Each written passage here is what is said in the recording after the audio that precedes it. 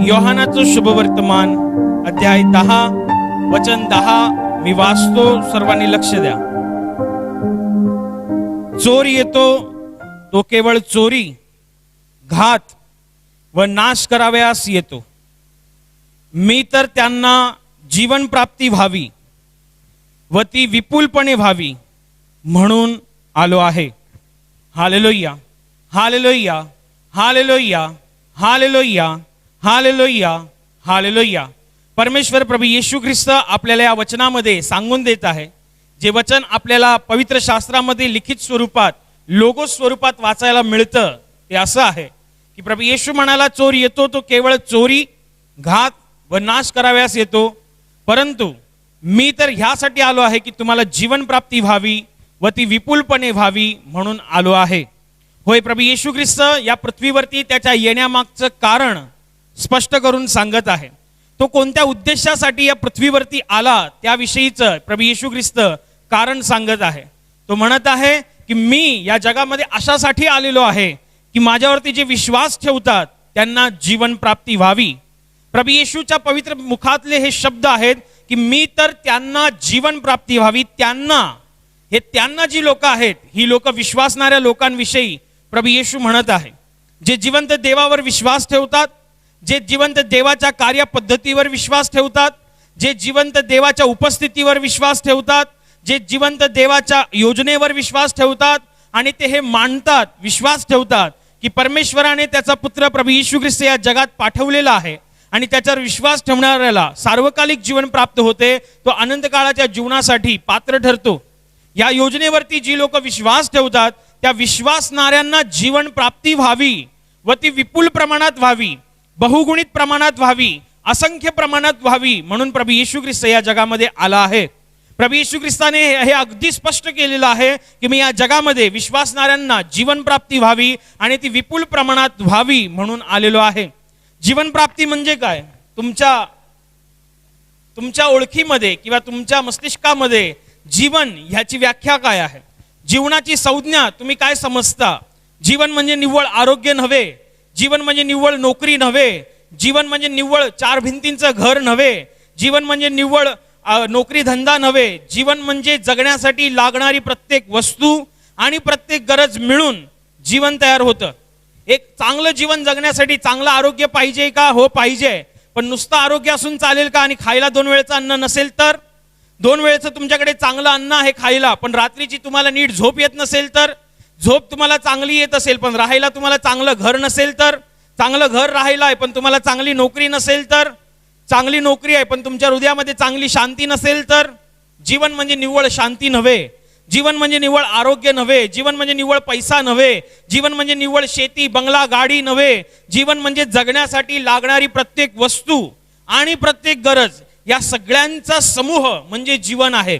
आणि हाच समूह पूर्ण जीवन देण्यासाठी परमेश्वर प्रभू येशू ख्रिस्त म्हणतोय, मी या जगात आलेलो आहे. हे सगळ्यांसाठीच नव्हे, प्रभू येशू ख्रिस्त संबंध जगाला उपलब्ध आहे हे खरं आहे, परंतु जितके त्याच्यावरती विश्वास ठेवतात त्यांना मात्र जीवन प्राप्ती होते आणि ती विपुल प्रमाणात होते. या पृथ्वीवरती त्यांना काही कमी पडत नाही, कारण जीवनाचा प्रभू, जीवनाचा उगम असलेला परमेश्वर त्यांच्या सोबत, त्यांच्या मध्ये आणि त्यांच्या ठाई वावरतो. येशू म्हणतोय, मी तर त्यांना म्हणजे विश्वासणाऱ्यांना जीवन प्राप्ती व्हावी व ती विपुलपणे व्हावी म्हणून आलो आहे. परमेश्वर प्रभू येशू ख्रिस्ता ठाई, परमेश्वर प्रभू येशू ख्रिस्तावर जेवढी लोक विश्वास ठेवतात तेवढे परमेश्वर प्रभू येशू ख्रिस्ताच्या द्वारे अनंत काळाच्या जीवनाला पात्र ठरतात. इतकेच नव्हे तर जो स्वर्गामध्ये उच्चस्थानी बसलेला विराजमान परमेश्वर, त्याच्या प्रेमाला सुद्धा ते या पृथ्वीवरती अनुभवतात. त्याच्या उपस्थितीला प्रभू येशू ख्रिस्ताद्वारे या पृथ्वीवरती अनुभवतात. त्याच्या हृदयामध्ये आपल्या विषयीच्या असलेल्या योजना, इच्छा, आकांक्षा आणि रहस्य ख्रिस्त येशूद्वारे आपल्याला समजतात. आणि जेव्हा तुम्ही येशूकडे असता, येशूच्या द्वारे तुम्हाला जीवनासाठी लागणारी प्रत्येक वस्तू, प्रत्येक गरज विपुल प्रमाणात पुरवली जाते. किंबहुना या पृथ्वीवरती ख्रिस्त येशूच्या द्वारे तुमची व्यवस्था लागली जाते. जेव्हा ही व्यवस्था लागते, जेव्हा हे आशीर्वाद येतात, ही शांती येते, जगण्यासाठी लागणारी प्रत्येक वस्तू आपल्याला स्वर्ग राज्यातून ख्रिस्त येशूच्या द्वारे पुरवली जाते. इतकंच नव्हे तर जगण्यासाठी लागणारी प्रत्येक गरज परमेश्वर प्रभू येशू ख्रिस्ता ठाई त्याच्या स्वर्गीय विपुलतेच्या भांडारातून जेव्हा भागवली जाते, आणि जेव्हा ह्या गोष्टींनी आपलं जीवन बहरतं, या गोष्टींनी आपल्या जीवनामध्ये चकाकी येते, या गोष्टींमुळे आपल्या जीवनामध्ये स्वर्गाचा सुगंध दरवळतो, तेव्हा हा सुगंध, तेव्हा हे आशीर्वाद, ही कृपा, ही करुणा चोरण्यासाठी कोणीतरी आहे. त्या चोराविषयी परमेश्वर प्रभू येशू ख्रिस्ताने आजच्या वचनामध्ये उल्लेख केलेला आहे. प्रभू येशू ख्रिस्त या पृथ्वीवरती आपण कोणत्या उद्देशासाठी आलो हे सांगण्या अगोदर प्रभू येशू ख्रिस्ताने एका चोराचा उल्लेख केलेला आहे. त्या चोराविषयी परमेश्वर प्रभू येशू म्हणत आहे की हा चोर जो आहे तो केवळ चोरी करण्याच्या उद्देशाने, घात म्हणजे हत्या करण्याच्या उद्देशाने आणि नाश करण्याच्या उद्देशाने येतो. मी तर त्यांना जीवन प्राप्ती व्हावी व ती विपुलपणे व्हावी म्हणून आलोय. परमेश्वर प्रभू येशू ख्रिस्ताने आपलं उद्देश, आपल्या येण्यामागचं कारण स्पष्ट केलंय. आणि जेव्हा त्याचं कारण जेव्हा आपल्याला कळतं, इतकंच नव्हे तर ते कारण जेव्हा आपल्या जीवनामध्ये अंमलात येतं, आशीर्वाद अंमलात येतात आणि आपण आनंदी जीवन या पृथ्वीवरती जगतो, तेव्हा कोणीतरी आहे जो हा आनंद चोरण्याचा प्रयत्न करतो. तेव्हा कोणीतरी आहे जेव्हा हा आशीर्वाद चोरण्याचा प्रयत्न करतो. त्या चोराविषयी परमेश्वर येशू ख्रिस्त आपल्याला सांगत आहे, किंबहुना तो सतर्क करत आहे. चोर येतो तर केवळ चोरी, घात आणि नाश करावयाच्या उद्देशाने येतो. येशू ख्रिस्त ज्या चोराविषयी म्हणत आहे, हा चोर कोणी तुमच्या आणि माझ्यासारखा दिसणारा माणूस नाहीये, हा चोर कोणी मनुष्य रूपातला नाहीये. येशू ख्रिस्त ज्या चोराचा उल्लेख करत आहे तो चोर दुसरा तिसरा कोणी नसून अवघ्या मनुष्य जातीचा वैरी, म्हणजेच अंधाराच्या ताकदीचा अधिकारी सैतान. त्या सैतानाला प्रभू येशू ख्रिस्त चोराची उपमा देत आहे. कारण सैतानाची जी कारकीर्द आहे, सैतानाची जी कार्यप्रणाली आहे, त्या कार्यप्रणालीला शोभणारी उपमा परमेश्वर प्रभू येशू ख्रिस्ताने दिली. ज्या पद्धतीने एक चोर, एक मानवीय चोर मानवांच्या वस्तीमध्ये शिरून ज्याप्रमाणे मानवीय घरामध्ये चोरी करतो, तेव्हा तो मौल्यवान वस्तूंची चोरी करतो. मौल्यवान वस्तूमध्ये दागदागिने असेल, जमीन जुमला असेल, गाडी असेल, पशुप्राणी असतील, त्याची चोरी करतो. आणि त्याला जर कोणी अटकाव केला तर वेळ पडली तर तो हत्या करतो. अगदी त्याप्रमाणे हा दृष्टरूपी अंधाराचा अधिकारी जो अवघ्या मनुष्य जातीचा वैरी सैतान आहे, हा सुद्धा माणसाच्या जीवनामध्ये चोरी करतो. परंतु त्याची चोरी करणं म्हणजे सोने चांदी दागिने गाडी बंगला हे चोरी करणं नाहीये. तो माणसांच्या जीवनामध्ये असलेले आशीर्वाद चोरत असतो. परमेश्वरापासून माणसाच्या जीवनामध्ये जी शांती आहे, परमेश्वराने जी शांती मनुष्याला प्रदान केलेली आहे, ती शांती चोरण्याचा हा प्रयत्न करतो. परमेश्वराने मनुष्याला जीवनामध्ये जे आशीर्वाद दिले आहेत ते आशीर्वाद चोरण्याचा प्रयत्न करतो.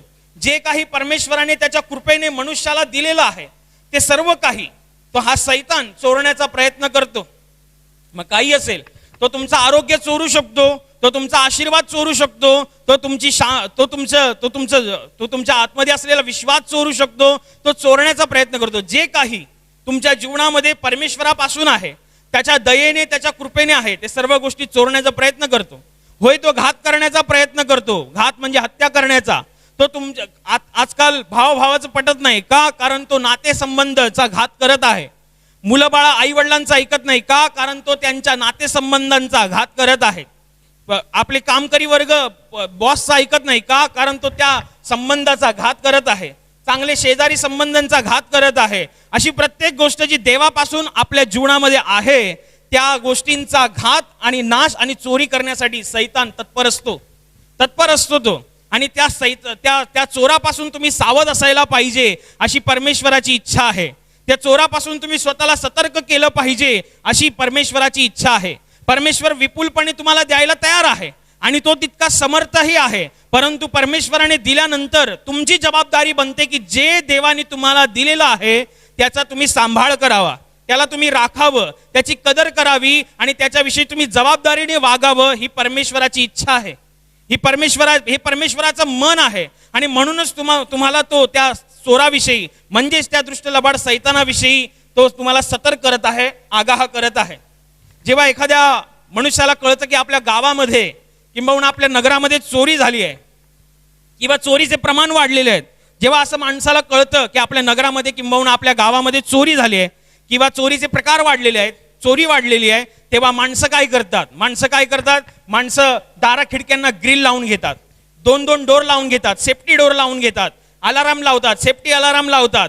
वेळ पडली तर पहारा देतात, वेळ पडली तर कुत्रे पाळतात, वेळ पडली पैसा असेल तर वॉचमॅन ठेवतात. एवढी खबरदारी ते घेतात. एका नाशवान गोष्टींची संरक्षण करण्यासाठी मनुष्य एवढी खबरदारी घेतो का? तर सोना चांदी चोरीला जाऊ नये, पैसा चोरीला जाऊ नये, कागदपत्र चोरीला जाऊ नये, गाडी चोरीला जाऊ नये, की दुकानातलं सामान चोरीला जाऊ नये, म्हणून केवढी खबरदारी ती. 2-2 शटर काय लावतील, 2-2 सेफ्टी डोर काय लावतील, तो अलाराम काय लावतील, वेळ पडली तर 2-2 कुत्रे पाळतील, स्वतः पहारा देतील, वेळ पडली तर वॉचमॅन ठेवतील. एवढी खबरदारी असते, एवढी खबरदारी असते. चांगली गोष्ट आहे ही.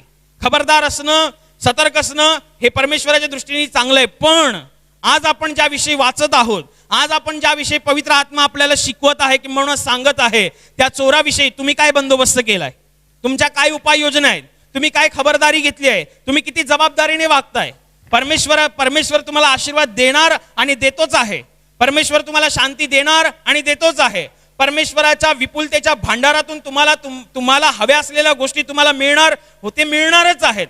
पण त्या मिळाल्यानंतरचं काय, ती शांती मिळाल्यानंतरचं काय, ती साक्ष घडल्यानंतरचं काय, परमेश्वराने त्याची कृपा तुमच्या जीवनावरती दिवसागणिक पाठवत असल्याच्या नंतरचं काय, परमेश्वराने जे काही तुम्हाला दिलंय ते सैतानाने चोरू नये, त्या दृष्ट लबाडाने, अवघ्या मनुष्य जातीच्या वैर्याने चोरू नये, म्हणून तुम्ही काय खबरदारी घेतली, तुमच्या आत्म्याची काय खबरदारी आहे, तुमच्या आत्म्याची काय सतर्कता आहे, तुमच्या आत्म्याची काय जबाबदारी आहे, हे तुम्ही शोधून पहा. तुमची साक्ष उघड्यावरती नाहीये ना.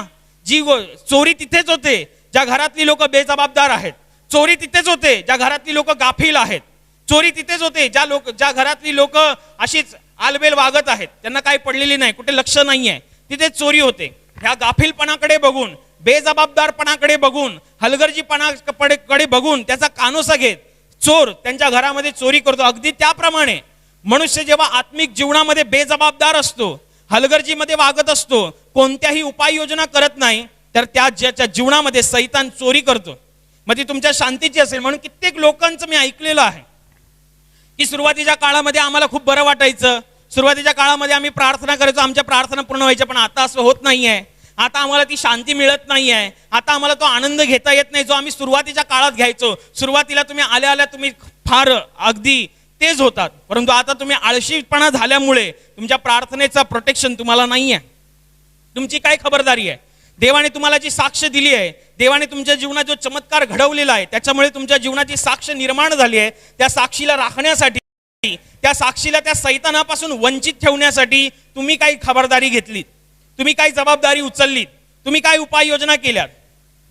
तुम्हाला तुमच्याच बिल्डिंगमध्ये, तुमच्याच आवारात, तुमच्याच चाळीत, तुमच्याच नगरात जर चोरी झाली असं कळालं तर तुम्ही 4-4 टाइम कडी चेक कराल. रात्री झोपताना 4-4 टाइम दार खिडक्या लागलेत का नाही चेक कराल. कौलाचं घर असेल तर कौलं काढून स्लॅब टाकाल, 2-2 सेफ्टी डोर लावाल, अलाराम क्लॉक लावाल किंवा सेफ्टी अलाराम लावाल. काय भरपूर उपाययोजना करतात. जर नश्वरतेच्या गोष्टी वाचवण्यासाठी एवढा उपाययोजना माणूस करू शकतो, तर आत्म्याच्या गोष्टी ज्या अनंत काळाच्या आहेत त्या वाचवण्यासाठी तुमची काय खबरदारी आहे?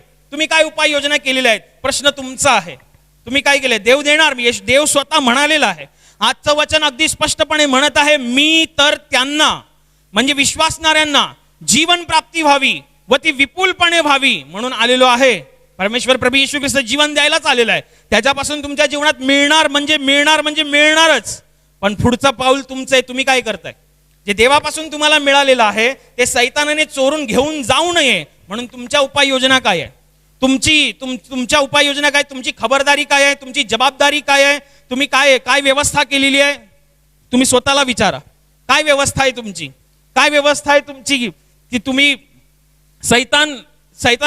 सैतानाची एक ट्रिक आहे. सैतान नेहमी आपल्याला गाफील ठेवण्याचा प्रयत्न करतो. एका विश्वासणाऱ्या माणसाला सैतान नेहमी गाफील ठेवण्याचा प्रयत्न करतो, बेजबाबदार ठेवण्याचा प्रयत्न करतो, त्याला आलवेल ठेवण्याचा प्रयत्न करतो. आणि जेव्हा एक विश्वासणारा माणूस आपल्या आध्यात्मिक जीवनामध्ये गाफील राहतो, वेळ पडली तर प्रार्थना करेन, वेळ मिळाला तर बायबल वाचेन, आणि असं महिने वर्षोनवर्ष निघून जातात, आणि एक दिवस अकस्मात त्याच्यावरती सैतानाकडनं घाला होतो, आणि मग तो आपसुक विचारायला लागतो की माझ्या जीवनात असं कसं झालं? मी कोणाचं काही केलं नव्हतं, मी कोणाच्या वाट्याला नव्हतो, मी कोणाचं वाईट केलं नाही, मग माझ्या जीवनातच असं का? हे प्रश्न तुम्हाला, ह्याला तुम्हीच जबाबदार आहात. कारण देवाने जे तुमच्या जीवनामध्ये दिलं होतं ते तुम्ही राखण्यासाठी काय उपाययोजना केल्यात. देवाने जे तुम्हाला दिलं होतं ते सैतानाने चोरून नेता कामा नये म्हणून तुम्ही काय उपाययोजना केल्यात. मुलांमधला आणि आई वडिलांमधला संबंध मिटता कामा नये म्हणून तुम्ही काय उपाययोजना केल्यात. तुमचं आणि तुमच्या भावाचं पटावं म्हणून तुम्ही काय उपाययोजना केल्यात. आत्म्यामध्ये, आत्मिक जीवनामध्ये, कारण एक चांगलं नातं परमेश्वरापासून असलेलं एक देण आहे, एक दान आहे ते. आणि ह्या सगळ्या गोष्टी टिकण्यासाठी तुम्ही काय केलं? सैतान गाफील ठेवतो. सैतानाला माहिती आहे ह्या सैतान नावाच्या ह्या चोराचा आध्यात्मिक क्षेत्रामध्ये सगळ्यात मोठा बंदोबस्त हाच आहे, प्रार्थना. प्रार्थना तुमच्या जीवनामध्ये असलेल्या गोष्टींना, तुमच्या जीवनामध्ये असलेल्या वस्तूंना सुरक्षित ठेवत असते. प्रार्थना एक सगळ्यात मोठं माध्यम आहे सुरक्षित राहण्याचं, आणि वचनं त्या सुरक्षितेला अधिक मजबूत करतात. ध्यानात घ्या, हे फार महत्वाचं आहे. तुम्हाला तुमच्या आध्यात्मिक जीवनामध्ये जगत असताना, विश्वासाची वाटचाल करत असताना, जेव्हा देवापासून तुमच्या जीवनामध्ये कृपेपूर्ण गोष्टी उतरतात, आशीर्वाद उतरतात, शांती उतरते, आरोग्य उतरतं, तेव्हा ह्या गोष्टी टिकून ठेवण्यासाठी तुम्हाला प्रार्थनेची गरज असते. प्रार्थना एक भलं मोठं प्रोटेक्शन आहे तुमच्यासाठी आणि तुमच्या जीवनाशी निगडीत असलेल्या व्यक्ती, वस्तू आणि परिस्थितीसाठी. परंतु जेव्हा तुम्ही प्रार्थनाच करत नाही, याचा अर्थ तुमच्या जीवनातल्या गोष्टी, वस्तू आणि परिस्थितीला प्रोटेक्शनच नाहीये, संरक्षणच नाहीये. ते बेभरवशावरती आहेत. कधीही सैतान त्याला नेऊन चोरून घेऊन जाईल. त्यांनी आरोग्य चोरलं तर तुम्ही आजारी पडाल. त्यांनी पैसे चोरले तर तुमच्या घरात पैसे टिकणार नाही. त्यांनी जर पैसे चोरले म्हणजे आर्थिक परिस्थिती चोरली तर तुमच्या घरात पैसा टिकणार नाही. त्यांनी जर शांती चोरली तर तुमच्या हृदयामध्ये नेहमी अशांती असेल. त्यांनी जर आशीर्वाद चोरले तर शापामध्ये जगाल. तर त्यांनी चोरू नये म्हणून जर तुम्हाला जर संरक्षितता वाढवायची आहे तर तुमच्याकडे एकच माध्यम आहे, प्रार्थना.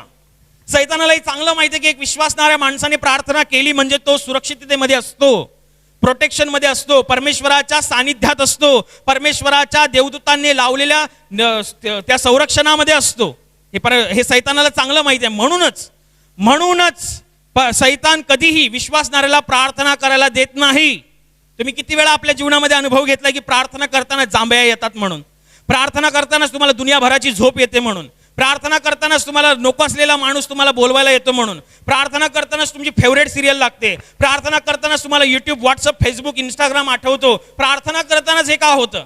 पण जेव्हा तुम्ही तेच प्रार्थना करण्याच्या वेळेला जर तुम्ही टीव्ही बघायला जाल तुम्हाला झोप नाही येणार. मोबाईल चाळायला जाल तर तासन तास त्याच्यावरती घालवाल.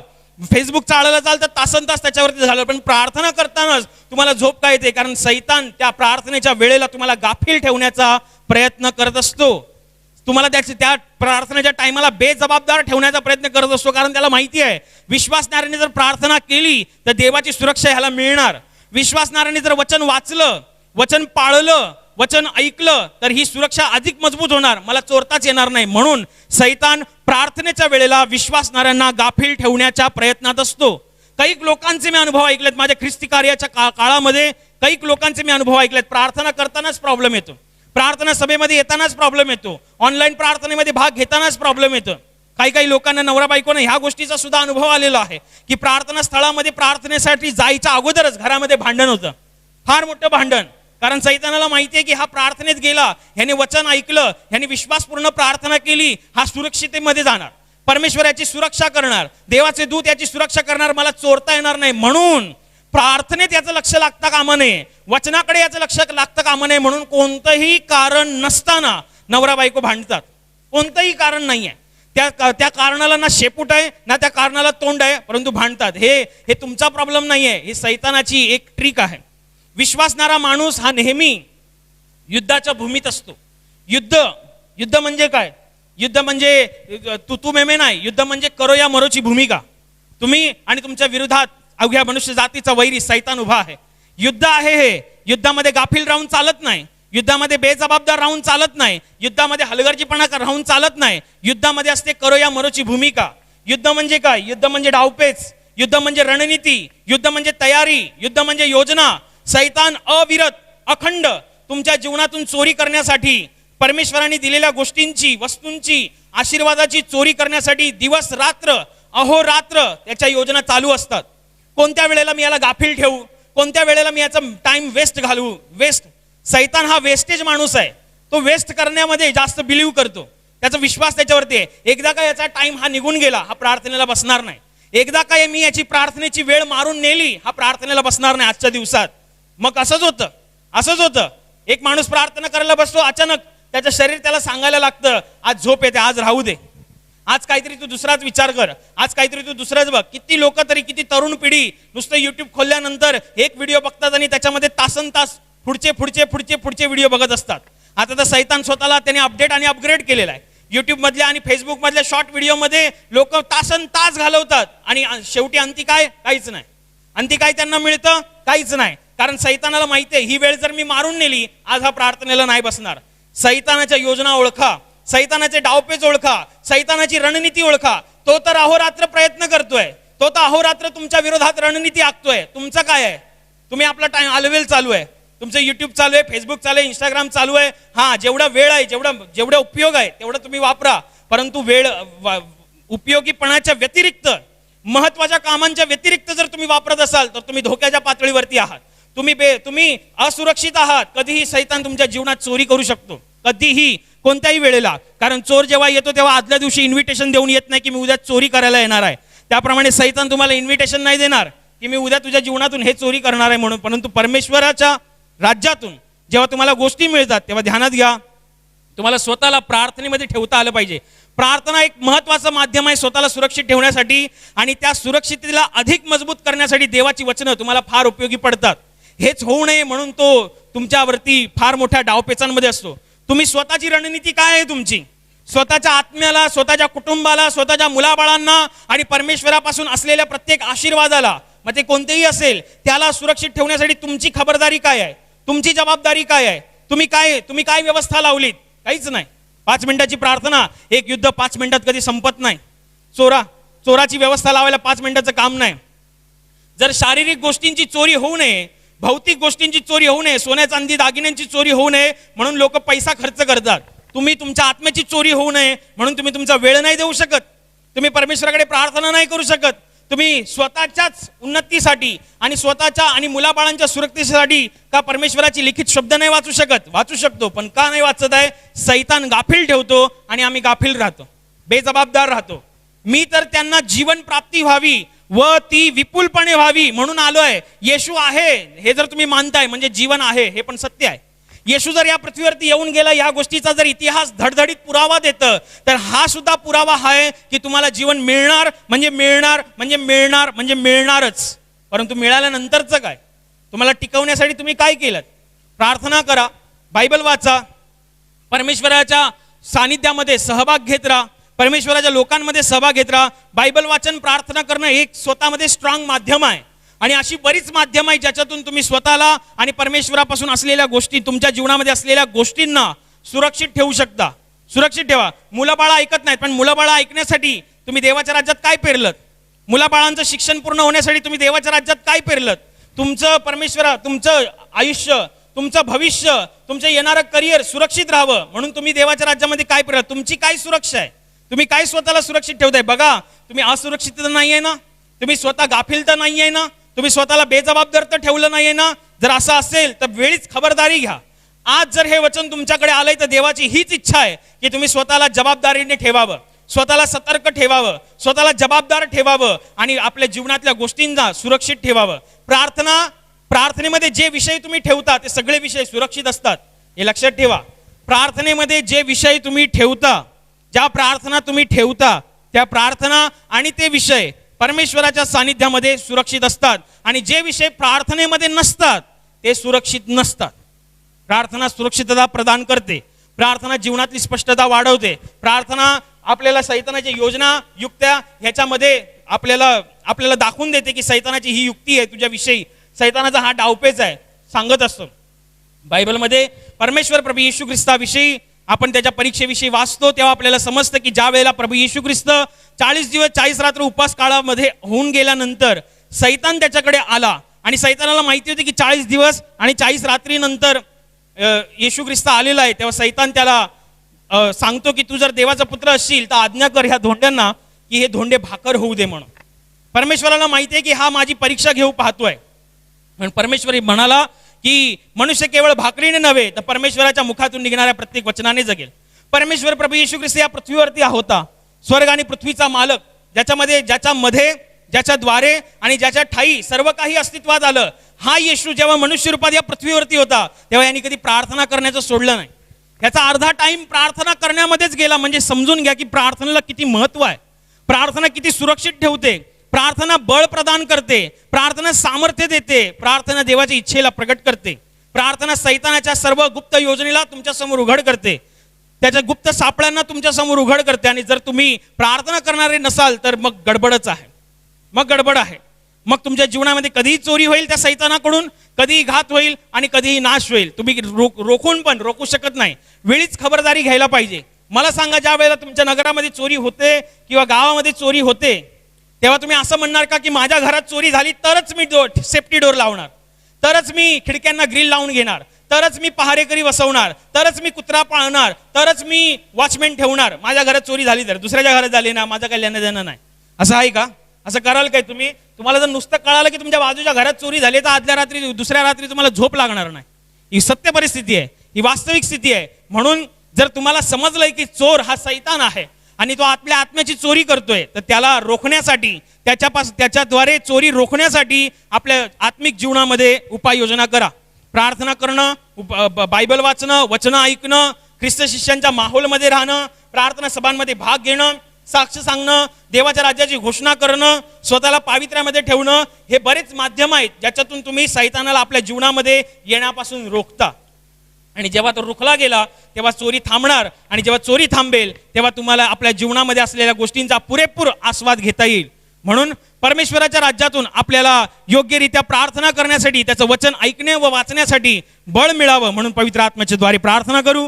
Hallelujah, hallelujah, hallelujah. आणि आता प्रार्थना करण्याची वेळ आहे. प्रभू येशू म्हणाला, माझ्या नावाने तुम्ही पित्याजवळ जे काही मागाल ते तुम्हाला परमेश्वराच्या गौरवाकरिता देण्यात येईल. होय, त्याचं वचन हेच सत्य आहे. त्याचं वचन तो पूर्ण करणं जाणतो. तो आपल्या वचनांना पूर्ण करण्याचं सामर्थ्य बाळगतो. म्हणून त्याच्या वचनावर, त्याच्या सामर्थ्यावर विश्वास ठेवून आपण सर्व मिळून प्रार्थना करत आहोत. म्हणून तुमच्या ज्या भागाला आजार आहे त्या भागावर हात ठेवा. तिथे हात ठेवणं शक्य नसेल तर आपल्या छातीवर हात ठेवा. तुमच्या जीवनातील आणि शरीरातील प्रत्येक दुःख, संकट आणि आजार प्रभू येशूच्या पवित्र नावाने या क्षणाला नष्ट होत. तुमच्या जीवनातील बंधनं आणि श्राप प्रभू येशूने वाहिलेल्या त्याच्या पवित्र रक्ताद्वारे या क्षणाला तुटून जावत. तुमच्या जीवनातील समस्या आणि सैतानाचा भयावह अंधार प्रभू येशू ख्रिस्ताच्या दिव्य आणि पवित्र प्रकाशामध्ये पूर्णपणे नष्ट होत. तुमच्यावर, तुमच्या कुटुंबावर प्रभू येशू ख्रिस्ताचे महान आशीर्वाद येऊ. आमेन.